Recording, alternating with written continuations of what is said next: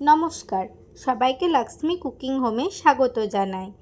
আজকের রেসিপি সবথেকে সহজ পদ্ধতিতে এবং ঘরোয়া উপায়ে কিভাবে পাস্তা বানানো যায় সেটা দেখব। এই পাস্তা বানানোর জন্য প্রথমে লাগছে আলু, ক্যাপসিকাম, গাজর কেটে নিয়েছি, আর এদিকে বরবটি আর টমেটো আর কাঁচা লঙ্কা কেটে নিয়েছি। আর এখানে পাস্তাটা সেদ্ধ করে নিয়েছি। পাস্তাটা সেদ্ধ করার জন্য তো শুধু জল লাগে, আর এই পাস্তাগুলো ঝরঝরে হবার জন্য মানে গায়ে যাতে চিটে না যায় সেই জন্য অল্প সামান্য তেল দিয়ে পাস্তাটাকে সেদ্ধ করে নিয়েছি।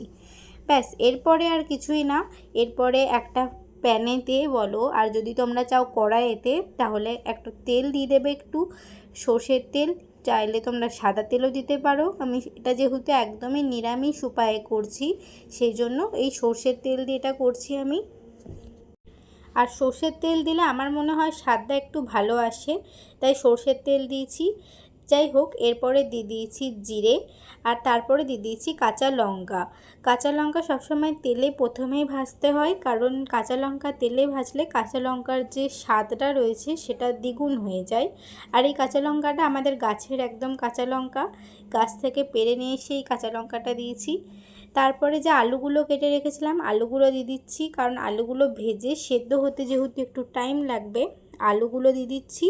আর তারপরে গাজরটা দিয়ে দিচ্ছি। গাজরটাও কিন্তু সেদ্ধ হতে বা গাজরের এই একটা কাঁচা ভাব থাকে, সেই কাঁচা ভাবটা কাটানোর জন্য গাজরটাও প্রথমেই দিয়ে দিতে হবে।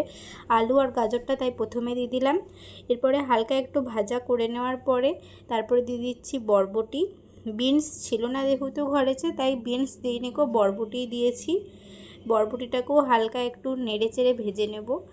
আর তোমরা কিন্তু ইউটিউবে এই পাস্তার ভিডিও অনেক পেয়ে যাবে, কিন্তু এরকম ঘরোয়া উপায়ে পাস্তার ভিডিও খুব কমই আছে। যাই হোক, এরপরে আমি দিয়ে দিলাম পরিমাণ মতো নুন, হলুদ, কাশ্মীরি লঙ্কার গুঁড়ো আর ধনে জিরে গুঁড়ো দিয়ে এরপরে এটাকে ভালো করে নাড়াচাড়া করে নিচ্ছি। ভালো করে নাড়াচাড়া করে নেওয়ার পরে মশলাটা যখন পুরোপুরি মিশে যাবে তখন আমি এর মধ্যে দিয়ে দেবো টমেটো। যে টমেটোটা আগে থেকে কেটে রেখেছিলাম সেই টমেটোটা দিয়ে দিচ্ছি এর মধ্যে। টমেটো চাইলে এখানে বেটে দিতেই পারতাম, কিন্তু এখানে টমেটো ইচ্ছা করেই বেটে দিইনি, যেহেতু সবসময় সব খাবারে টমেটো বেটে দিলে সেই খাবারের অতটা টেস্টটা ভালো আসে না। আর টমেটোটা মুখে লাগার জন্য আমি এখানে টমেটোটা গোটায় দিয়েছি। এটা গলে যাবে, কিছুক্ষণ ঢাকা দিয়ে রাখলেই গলে যাবে। এই যে টমেটোটা দেখো অর্ধেকটা অনেকটা গলেই গেছে। এরপর এখান থেকে তেলও ছেড়ে দিয়েছে। এরকম সময় ক্যাপসিকামটা দিতে হবে। ক্যাপসিকামটা আমার এখানে একটু বেশি বড় সাইজের ক্যাপসিকামটা কাটা হয়ে গেছিলো, ক্যাপসিকামটা আর একটু ছোটো ছোটো কাটতে হতো। যাই হোক, ক্যাপসিকামটা তোমরা যখন রান্না করবে ক্যাপসিকাম একটু ছোট করে কাটার চেষ্টা করবে, তাহলে এই পাস্তার ক্ষেত্রে ছোট করে কাটার চেষ্টা করবে, তাহলে খেতে ভাল লাগবে। আর যে কোনো তরকারি রান্নার সময় এরকম বড় করে কাটবে, তাহলে ক্যাপসিকামের স্বাদটা ভালো পাওয়া যাবে। আর ক্যাপসিকাম সবসময় যে কোনো রান্নার ভাজাভুজির ক্ষেত্রে শেষের দিক করে দিতে হয়, তাহলে ক্যাপসিকামটা একদম পুরোপুরি গলে যায় না, আর এর টেস্টটাও পাওয়া যায়। যাই হোক, এরপরে যে পাস্তাটা আমি সেদ্ধ করে রেখেছিলাম ওটা আমি দিয়ে দিচ্ছি। এই পাস্তাটা দেওয়ার পরে আস্তে আস্তে একটু ধৈর্য সহকারে এই মশলাটা ভালো করে পাস্তাটার সাথে মাখিয়ে নিতে হবে। আর পাস্তাটা ঝরঝরে হয়েছে, পাস্তা বলো বা যে কোনো চাউমিন সেদ্ধর ক্ষেত্রে বলো, সবসময় যদি একটু তেল দিয়ে সামান্য পরিমাণে তেল দিয়ে যদি সেদ্ধ করো না, তাহলে জিনিসটা ঝরঝরে থাকে। না হলে যদি শুধুমাত্র জল দিয়ে এটা সেদ্ধ করা হয় তাহলে গায়ে চিটে যায়, আর সেটা যদি কিছুক্ষণ রেখেও দেওয়া হয় তাহলেও গায়ে চিটে যায়। কিন্তু এই তেল দিয়ে যখনই তুমি পাস্তা বলো আর চাউমিন বলো যাই সেদ্ধ করবে, তখন ওটা তুমি 10 মিনিটও সেদ্ধ করে রাখলেও তোমার কিন্তু গায়ে চিটে যাবে না। যাই হোক, এরপরে আমি সবশেষে একদম ম্যাগির মশলাটা দিয়ে দিলাম। ম্যাগির মশলাটা দেওয়ার পরে এটা একটু ভালো করে নাড়াচাড়া করে নেব। আমি এখানে কোনো রকম সস ইউজ করিনি, যখন যে খাবে সে সস ইউজ করে নেবে। অনেকের তো সস পছন্দ হয় না, অনেকের সস আবার পছন্দ হয়, তো আমি সেই জন্য এই রান্নার সময় কোনো সস ইউজ করিনি।